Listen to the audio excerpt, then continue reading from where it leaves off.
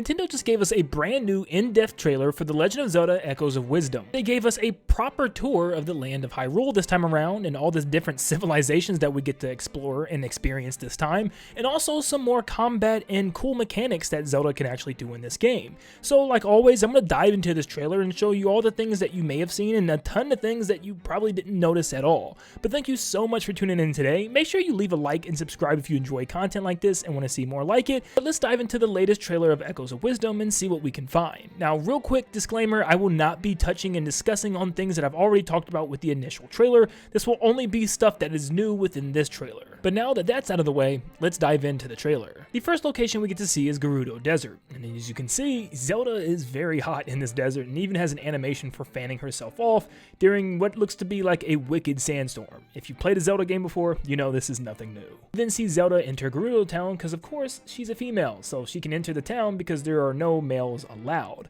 Also on the roof of two buildings you can see a black cat and what looks to be some type of red and orange bird, probably for some type of side quest that we're just going to have to wait and see what it's about. But the bird is sitting on some type of pot with a lid, which eventually probably needs accessed. And you can see what seems to be a palace to the north where it's guarded by two Gerudo soldiers as they're discussing the rifts that have appeared in the desert. We then see Zelda conjure up a moblin to fight what seems to be this game's version of the Tektites, which are little jumping spiders. At the top right, there seems to be two mounds with holes that are glistening, which probably means you can use them as an echo. And if I had to bet, they're probably the homes of the Tektites and probably where they jump out of. Zelda then finds an oasis and slaps down a bed echo and falls asleep. I'm unsure why this is and we don't get to see what happens after she falls asleep, but maybe it's just to rest up or maybe there's something deeper to this. I know this sounds kind of crazy, but I was always wondering if there was some type of secondary world that they could have been hiding. Like what if there was a dream world where Zelda went to sleep and this whole area changed in the dream version and she could run around there?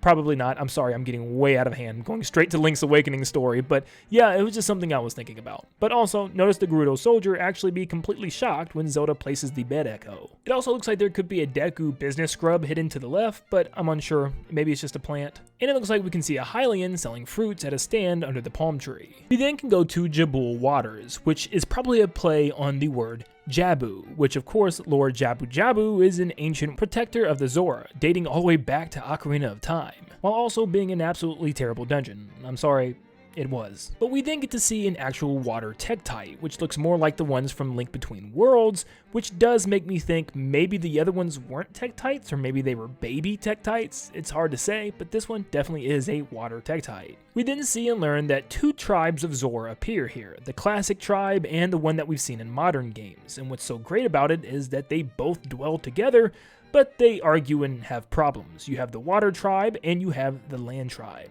You can also see a doorway at the bottom left, which probably leads into a little house or a town for the Zora, like a Zora's domain type of area that you can visit, or maybe it's something else, like a dungeon entrance. It doesn't really look like a dungeon entrance, but it could be, you never know. But in fact, if we look at the map, you can tell it's probably a town for the Zora, as there's a picture of a house on the map. We then can see the land tribe, where they reside in shallow waters and land areas, more like rivers and marshes, and you can see their little huts set up where they're probably living above water with the other Zora tribe or underwater like we've seen with that underwater passageway. And it looks like the hut that we can see at the top left seems to be some type of shop with the goodie bag on the sign. And we can see some more huts in this next scene and Zoras and their faces, their expressions are killing me. We then get to see the inside of what looks like to be the Zora's domain, the underwater Zora's location, and you can see what looks like to be the females with a smoother head, more like a dolphin, and the males with a fin on top, more like a shark. At least that's what I'm assuming they are. And we can see what looks like to be the two tribes fighting. The king of the land Zora and the queen of the water Zora seem to be fighting each other over something, and I'm very curious to see what this is about. Whether it's a terrain thing, maybe it's a turf war between the two, it's hard to say right now.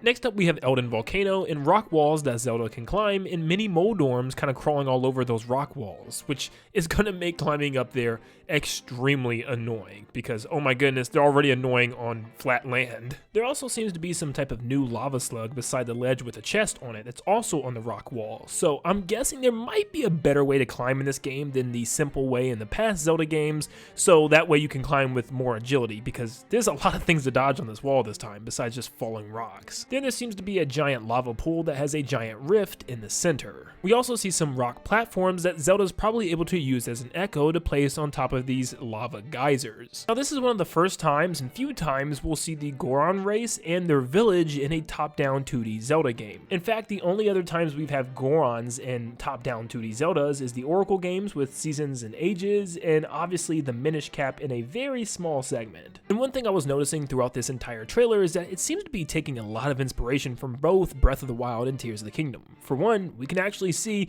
with Darstan here that he's in front of a giant rock roast, which is coming from Breath of the Wild, which is these giant rock roasts that the Gorons actually eat, and Link himself even ate in Hyrule Warriors Age of Calamity. And we have the Faron Wetlands, which once again was a location probably inspired by Breath of the Wild. Now what you can see that's pretty interesting are these new like piranha fish. At least I think they're new. They could be returning enemies from a specific game, but they seem to be targeting after you by swimming through the rivers. We also can see two giant statues of some type of Deku Scrub. Now this is actually pretty interesting considering the fact that Deku Scrubs really only appeared in one mainline Zelda game, being Majora's Mask, where they had some cameos in other games like the Oracle games and even Cadence of Hyrule, Triforce Heroes, and the Minish Cap, but their main last appearance was definitely Majora's Mask, and it's really refreshing to see them back, especially as a fully developed tribe and their own little city and town, which is very interesting. They all seem to be snacking on some type of cotton candy on a stick, which is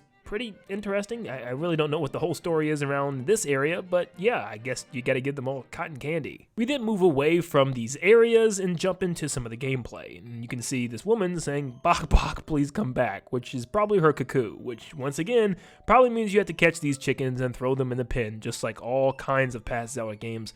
I hate these mini games.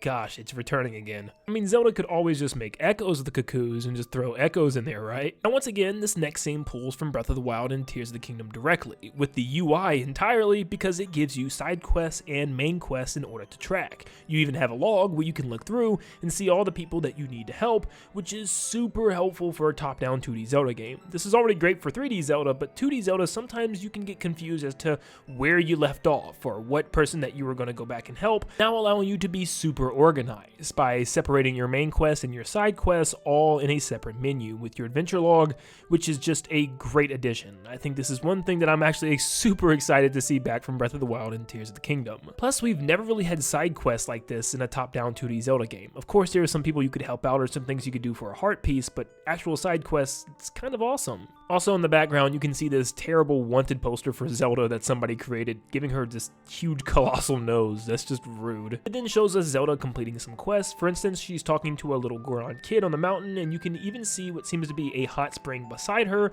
which once again is something that we've always seen on Eldin Volcano, which probably slowly heals your health when you sit in it. And there seems to be certain side quests like showing a character a specific enemy, as this one wants to see a Zol, and Zelda pops one right in front of them and completely surprises them. Zelda has new ways of traversal this time around. She can check at these little stones in order to teleport and warp to different parts all over the map, which is pretty exciting. This is stuff that we've seen in past Zelda games, so it was definitely going to show up in some capacity, so it's just glad to see it here. Also, there seems to be some type of Deku Scrub or Business Scrub up there on the hill. We then get a pretty good look at the overworld map, and it's not like we really need it because Nintendo kind of talked about all the major locations in the game already, but we do see something called the Southern Beach at the bottom left side of the map, which is pretty interesting to have a beach again, just like Link's Awakening. But once again, like Breath of the Wild and Tears of the Kingdom, it looks like we have to explore the map in order to kind of show that terrain on our map. So I don't know if there's going to be like little towers or ways to mark the map, but it looks like we're going to have to do some blind exploration until we can mark those areas.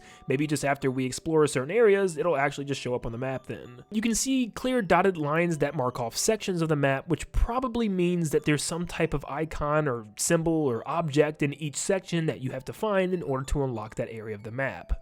We already know that Zelda can jump, but they made it even more expansive considering the fact that it's now like a top-down open world Zelda game, like almost like a Breath of the Wild in 2D, where she's pretty much able to jump down anywhere, even giant cliffs. And also, for the first time ever in a top-down 2D Zelda game, Zelda has a vehicle. Yes, she can ride a horse across the land, which is super cool, and the horse can even jump as well, which is a great way to get around. I absolutely love this, and all you need to do is find the echo of a carrot and drop it down for a horse to come by.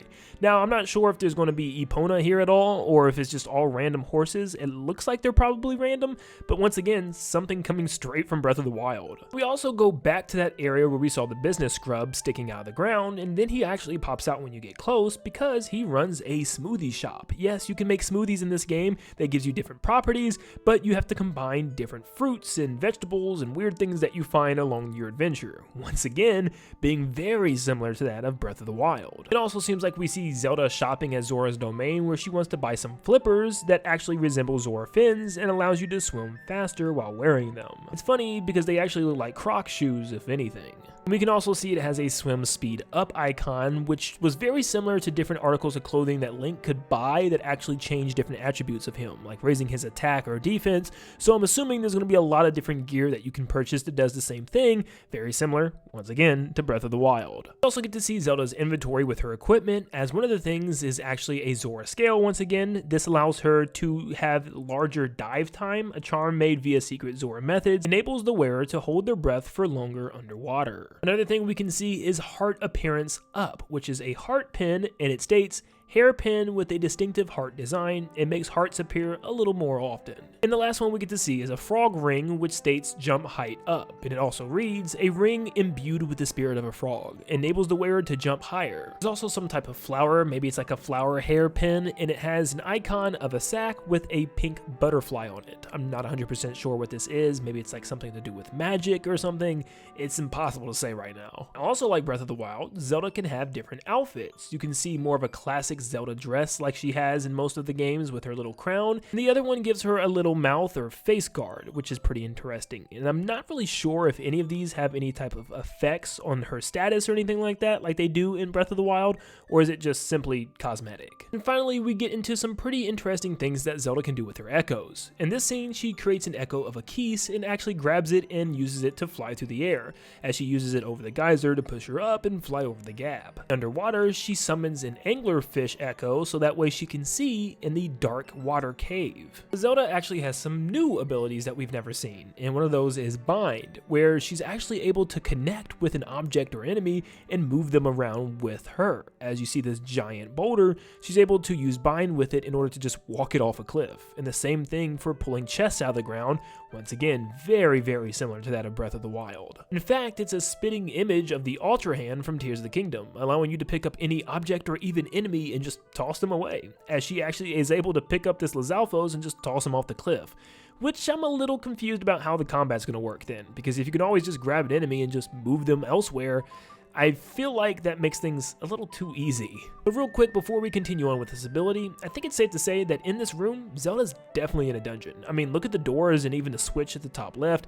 It just screams dungeon material to me, and this is probably one of the first dungeons of the game. This next scene, Zelda binds with an urchin and just pretty much walks around as if she's holding it as a giant spiked shield and just slams it into enemies. Once again, it does make combat pretty easy, and I feel like once you have the certain amount of echoes that works best for you and combining them with Bind, it's really just going to be a pretty much cakewalk with certain enemies, so I'm hoping there's a way that this is balanced. But Bind isn't the only thing that she can do. She can do Reverse Bond, which instead of pulling things, she can actually get pulled by that thing. For instance, she's letting the object above her pretty much pull her over the gap. Here, she places an echo of a bird and uses the Reverse Bond in order to let it just kind of drag her through the sky as she's floating beside it. Also, there definitely seems to be a side quest where she needs to eventually rescue the cat on the windmill, and obviously you can see how she can do this in this game, giving you a lot of freedom in this top-down 2D Zelda game where she could just fly over there. In this next scene, she lets this armadillo creature just pretty much roll her around by using Reverse Bond and pretty much working like a vehicle of its own. In this scene, it shows you how to use both the bind and the reverse bond. She uses bind to kind of control the spider and place him in position. Then she uses reverse bond to let the spider crawl up walls, where then she can just kind of float up the wall with it. So it's a little combination of both, using bind to move your enemy and set them up in locations, and have reverse bond pretty much let your enemy walk you where you need to go. Then in this scene, she uses the echo of a mole creature and then just removes the mole echo and leaves the hole. And then she just uses her bind in order to drag a moblin down the hole. So it seems like this game is going to have tons of creative freedom to take out enemies and tackle obstacles. Now we have a scene of these giant rifts taking over the land of Hyrule and Hyrule Castle, and these purple moblins come jumping out of the rifts as well, which also might be related to the fact that this is all happening thanks to Ganon's staff that fell when Link defeated him. So maybe somehow deep in the rift in an alternate dimension, Ganon's still fighting by sending his troops into Hyrule, or maybe there's some other type of dark evil that has been controlling Ganon from the root of his trident or something. I really don't know. Something else that's very interesting is this scene in Gerudo Desert. You can see lots of Gerudo soldiers and some type of Gerudo queen that seems to be the ruler of this area, but also it looks like there might be a Gerudo king at the top left. Now, maybe it's just the angle, but it definitely looks like a guy compared to the rest of the Gerudo we've seen so far, as they always have their hair up in a high ponytail, and even the queen has longer hair, where this person seems to have shorter red hair, which makes me wonder, could this be Ganondorf? Now we do know that every 100 years a male is born into the Gerudo tribe and he's automatically king. So maybe that's this male, maybe it's just not Ganondorf in this story, it's just a regular male that has been born as king, and maybe we'll learn more about him, which is very exciting. But I kind of wish it was Ganondorf. We've never had a top-down 2D Zelda Ganondorf, and maybe he's not even evil in this game. Could you imagine? But at the top, you can see a yellow circle of light in the rift, which maybe is how we enter these rifts. And I'm starting to wonder, maybe these rifts are actually how we enter the dungeons in this game. Maybe it's an ultimate test that we have to complete in order to dispel the rift, so we have to initially jump into all of these in the different regions in order to close them. In fact, in the very next scene in a different area, Zelda comes upon a giant rift in the land, and she actually uses Try in order to circle around that circle of light in order to create a wormhole that she's able to jump through. And maybe this is how we clear certain sections of the map and actually unmap them for our map. It's hard to say. I don't know if these are dungeons. Could these be, you know, this game's equivalent of shrines, little challenges for us to complete while we're in there? With the original trailer, we've actually seen gameplay of Zelda in these areas, whether she's running from something or having to complete some small little puzzle on floating islands. It seems to be some type of test for her. Now that's the end of the trailer, but we're not finished yet. The Japanese website has more photos and videos for us to check out, including this one with Zelda in some type of hut for the King of the Land Zora. We also have a picture of Zelda in the Kingdom of Hyrule, which looks like to be in front of her father, the King of Hyrule. We then have Zelda using one of the spinner enemies as an echo and riding on top of it in some type of lava-based area. This could be a lava dungeon, as you can see one of those lava slugs in front of her. We then have Zelda, which looks like to be inside of the Goron city, talking to the Goron elders. In this scene, you have Zelda outside of some hut with a giant rift covering the area. I don't know if this is her little home or a home of some other person that she has to dispel. This scene shows Zelda in a shop in the Gerudo Desert talking to another Gerudo woman. This one looks a lot different than the regular soldiers, as she has a giant purple hat with a purple crystal amulet on her head and a purple outfit. This scene shows Link confronting Ganon once again, and it looks slightly different than the first time we've seen it, almost as if I'm wondering if we can play this scene. Like, is this a scene that we actually get to battle Ganon at the very beginning of the game in a very simplistic way to see how it all unfolds? I think that would be pretty cool than just watching a cutscene. There's also a Japanese online description of the bed echo, and I tried to translate it, and it just kind of translated to the bed I borrowed, lie down and take a short break. So maybe it does just simply heal Zelda, which sounds a little OP just to bring that out and be able to heal wherever. But the fact that it was on the main website really makes me think that there's something more to this item. Like, it's a lot more important than we think, because it's just like the only echo that was showed off on the website like this. We also get a video of the rifts taking over Hyrule. If you look closely, every time it captures a person, literally everybody beside Link, they completely turn into stone when going into the rift, which is pretty interesting. So I'm wondering if you have to jump into these rifts and find everybody that fell down there in their stone form and bring them back out to revive them. That's pretty interesting. We even see Zelda's dad push her out of the way at the last second when the rift consumes him and his 2 guards. We get to see a couple more scenes, like one with Zelda in some store closet where she's using beds in order to make a staircase to exit the room out the window. I really love the lighting in this area. I don't know why, but it just looks so cool compared to some of the other areas we've seen so far. I don't know what it is. Maybe it is just the lighting from the light coming through the window, but it looks so cool. I love this, and it seems to be early in the game when Zelda probably has to escape her imprisonment, but this once again just shows how important the bed is. You can see her using more beds for stairs in order to reach this treasure chest. She's using them again to reach this heart piece over the water, and down in the water you can see a blue rupee beside 2 urchins. I also really love this beach area. It looks a lot different than things we've gotten in other top-down 2D Zeldas. And here's just some more gameplay of Zelda just using echoes.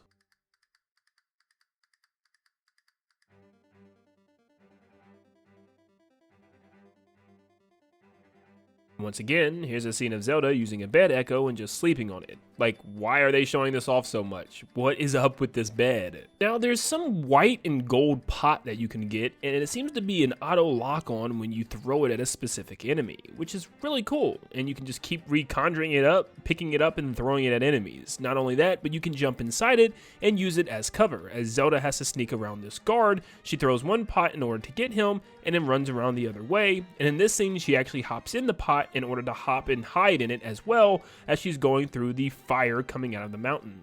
She can use it on hot surfaces like this lava imbued rock on the ground, and once again she can hide in it in order to hide from certain people, like she does around these guards inside of Hyrule Castle. This scene shows Zelda with the tree echo, where she's able to actually put the trees down and walk on top of them, and even walk on top of the trees in the overworld, which makes this completely different than other top-down 2D Zelda games. She can even use the trees to make like a wall of cover, and she can push and pull them as well. This scene I found to be really interesting. She uses trees and stacks them on top of each other to reach the spider web, and then she pulls out a torch echo in order to set the trees on fire to burn down the web. This is a really cool puzzle. Then the website also gives us another quick look at all the different echoes, and some new ones we can see is some type of dead cooked fish, and also a little teddy bear. I'm unsure what this is for, but I'm guessing it's probably some side quest with a child. Now for a quick second, I do want to go back to that Gerudo man that I thought it was, and it looks like it may actually just be another woman, which is kind of disappointing because I wanted to see that, that male that's born every 100 years. That's always an interesting story to me that they never really touch on anymore. But yeah, it looks like it might be this woman in this extra screenshot that we can see here, where she's actually facing the screen, and it looks like she has the same haircut and that brooch on top of her head.